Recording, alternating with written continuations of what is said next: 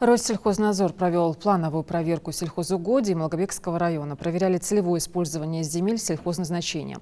В ходе рейда был обнаружен карьер по добыче песчано-гравийной смеси. По предварительным данным, проводимые работы не санкционированы.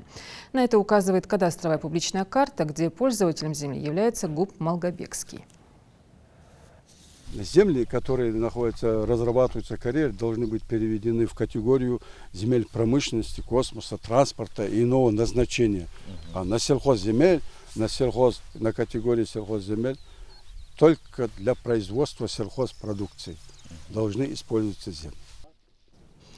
Судя по периметру карьера, специалисты предполагают, что добычей здесь занимаются уже около месяца. Охвачено около 3 гектаров плодородной земли. Несанкционированные действия зафиксированы. Нанесенный ущерб будет подсчитывать специальная комиссия.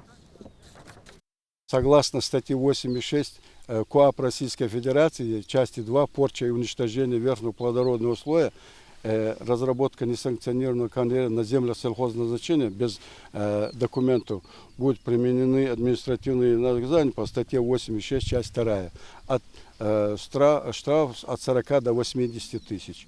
Также проводится после этого отбор проб для направления Северокавказское